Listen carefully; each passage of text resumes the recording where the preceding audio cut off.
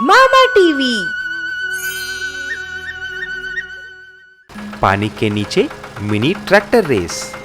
कमलापुर नाम के एक गांव में सुंदर नाम का एक लड़का रहता था। उसके माँ बाप बहुत ही गरीब थे, इसीलिए सुंदर के पास स्कूल जाने के लिए कोई साइकिल भी नहीं थी। लेकिन उसके दोस्त स्कूल जाने के लिए मिनी मोटर बाइक्स, कार और मिनी जीप इस्तेमाल करते थे। ये देखकर सुंदर ने ऐसा सोचा, अच्छा, अगर मेरे पास भी पैसे होते तो मैं भी एक मिनी कार या बाइक खरीदता। ऐसा वह हर रोज स्कूल खत्म होने के बाद एक तालाब के यहाँ रुककर अकेले खेलता था। एक दिन ऐसा ही वह अकेले तालाब के किनारे बैठकर पत्थर फेंक रहा था। इतने में एक जादुई मछली ऊपर आई और ऐसा बोली, सुंदर बेटा, मैं तुम्हें यहाँ बहुत दिनों से देख रही हूँ। तुम अकेले आते हो, थोड़ी देर यहाँ पर खेलकर चले जाते हो। आखिर मामला क्या है? मछली जी, मैं एक गरीब बाप का बेटा हूँ। मेरे पास खेलने के लिए या चलाने के लिए कुछ भी नहीं है और मैं पूछना ही भूल गया, आप तो मछली हैं, आप बोल कैसे रहे हैं? मैं एक जादुई मछली हूँ। हमारे पानी में एक अलग सा पानी का लोक है। हमारा एक राजा भी है जो हमारे लोक का देखभाल करता है। हमारे राजा का एक बेटा भी है, उसका नाम जल पुरुष है। वो हमेशा अकेले अकेले बैठकर खेलता रहता है।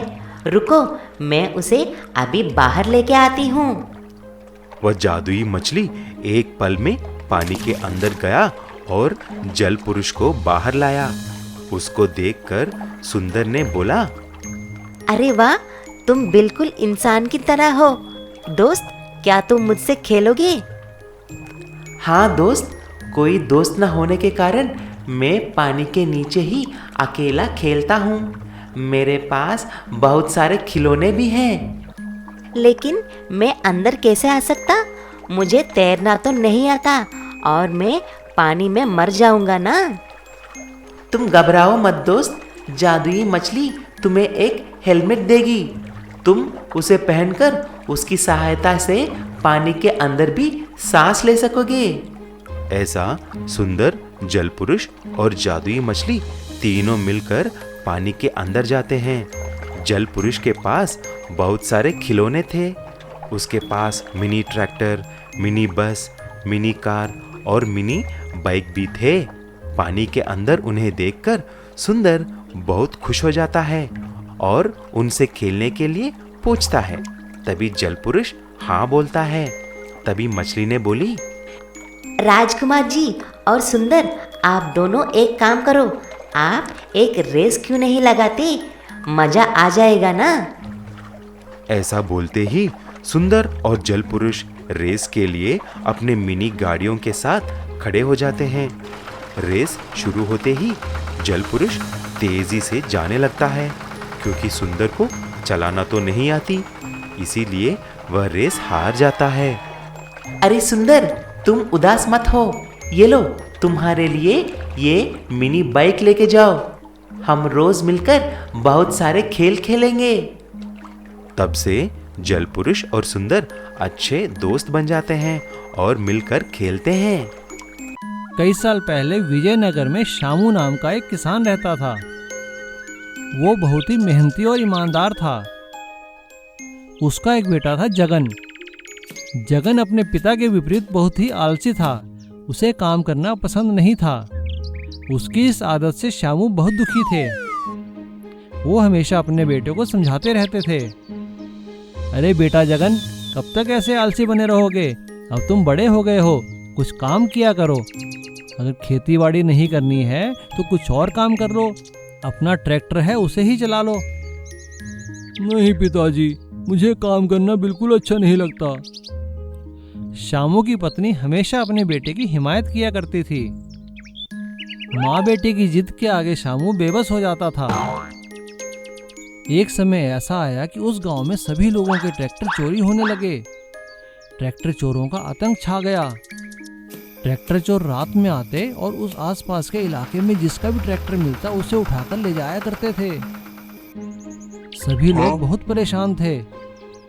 ट्रैक्टर चोरों से पुलिस भी परेशान थी, वो भी उन्हें पकड़ पाने में नाकाम थी।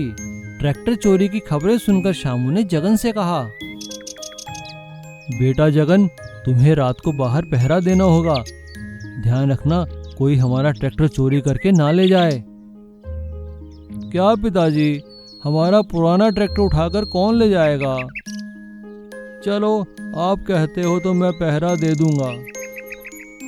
और जगन बाहर ऊंचाई पर बैठकर पहरा देने लगा और ट्रैक्टर को देखने लगा। तभी अचानक उसके मन में एक आइडिया आया। उसने ट्रैक्टर की सीट पर काफी सारा ग्लू लगा दिया। हाँ, अब देखता हूँ चोर कैसे ले जाते हैं। जो भी इसे लेने आएगा इस पे चिपक जाएगा। मैं आराम से सोता हूँ। ऐसा कर कर जगन आराम से सो गया। जगन को सोता देखकर ट्रैक्टर चोर उसका ट्रैक्टर चुराने आया, लेकिन उसे ये नहीं पता था कि ट्रैक्टर की सीट पर तो ग्लू लगा है। चोर जैसे ही ट्रैक्टर की सीट पर बैठा वो उससे चिपक गया और उसके हाथ ट्रैक्टर के स्टीयरिंग से चिपक गए।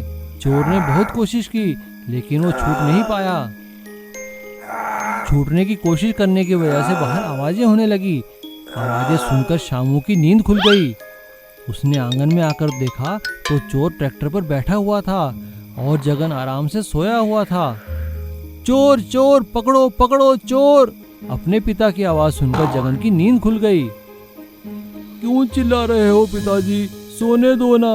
अरे तुझे सोने की पड़ी है और यहाँ देख, चोर ट्रैक्टर ले जा रहा है। नहीं पिताजी, ये नहीं जा पाएगा। देखिए ना, ये तो उठ भी नहीं सकता। श्यामू ने पास जाकर देखा तो वह हैरान रह गया। शोर सुनकर सारा गांव इकट्ठा हो गया और ट्रैक्टर चोर को पुलिस के हवाले कर दिया और जगन को इनाम दिया। जब जगन को इनाम के लिए स्टेज पर बुलाया जाने लगा तो जगन ने कहा, क्या पिताजी, इनाम लेने स्टेज पर जाना पड़ेगा? आप ही ले आइए ना मेरा इनाम, मुझे तो उठने की इच्छा ही नहीं कर रही। जगन की ये बात सुनकर उसके आलसीपन पे सभी लोग हंसने लगे। मनी ट्रेन, पैसों का ट्रेन। बहुत साल पहले सज्जनपुर नाम का एक छोटा सा बस्ती रहती थी। उस बस्ती के बीचों बीच एक पुराना रेलवे ट्रैक भी था। सज्जनपुर के सभी लोग मजदूर थे। कोई किसी के घर में काम करता था या किसी के शॉप में सफाई का काम करता था। उस बस्ती का लीडर था गुरुदत्त। अगर किसी को भी कोई भी तकलीफ हो तो सभी मिलकर गुरुदत्त के पास जाते थे और गुरुदत्त उसका कोई ना कोई हल निकालता था। एक दिन कुछ लोग मिलकर उसके पास गए। गुरुदत्त भाई, हमने आपको इस पुराना रेलवे ट्रैक के बारे में कई बार कंप्लेंट किया है, लेकिन आपने उसके बारे में कुछ नहीं किया। कल मेरा बेटा खेलते खेलते उस पटरी पे गिर गया और उसे अस्पताल भी लेके जाना पड़ा। इसके बारे में कुछ ना कुछ हल निकालना है। अरे शंभू, तुम नाराज मत हो, लेकिन मैं उस रेलवे ट्रैक को निकालने के लिए बिल्कुल खिलाफ हूँ। मुझे अक्सर नींद में एक सपना आती है कि उस पटरी के ऊपर से एक दिन पैसों से भरा ट्रेन आएगा और यहाँ पर रुकेगा। आप और आपका सपना, ये कभी भी पूरी नहीं होगी। आप सरदार होके ऐसे फालतू बातें करते रहते हैं। ऐसे बोलकर सभी लोग नाराज होके चले गए। फिर एक दिन अचानक उस सारे शहर में और बस्ती में एक भयानक बीमारी फैल जाती है। इसकी वजह से सारे व्यापार बंद पड़ जाते हैं। सरकार भी 1 महीने तक लॉकडाउन प्रकट कर लेती है। सभी घर, व्यापार, शॉपिंग मॉल और शॉप्स बंद पड़ जाते हैं। फिर किसी के यहाँ काम नहीं थी और सभी बस्ती के लोग गुरुदत्त के पास आते हैं। गुरुदत्त भाई, आप तो जानते हैं कि बस्ती और शहर में लॉकडाउन चल रही है। हमारे पास कुछ पैसे नहीं हैं, खाने के लिए चावल भी नहीं है। आपको ही कुछ करना पड़ेगा। सभी मेरे बात सुन लो, ये समय है दूसरों को मदद करने की। हम सब मिलकर यहीं पर खाना पकाएंगे और यही खाएंगे। इस तरह सबको खाना मिलेगा। मेरे पास जो कुछ भी है मैं देता हूँ। इसी तरह आप सभी भी आपके पास जो दाल, चावल, सब्जी हैं वो लाके रख देना। इस तरह सबको खाना तो मिलेगा।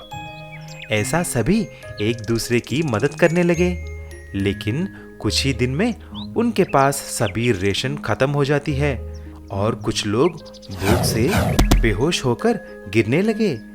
तभी अचानक उस पुराने ट्रेन की पटरी पर एक मनी ट्रेन पैसा और सोना चांदी से भरा हुआ आकर उस बस्ती में रुकती है और लगातार उसमें से सोना, चांदी और पैसा बाहर गिरने लगे। सभी लोग उसको देखकर दंग रह जाते हैं। देखा भाइयों, मेरा सपना पूरा हो गया। मेरी बात आपने नहीं माना। अभी देखो मेरे सपने का जादू।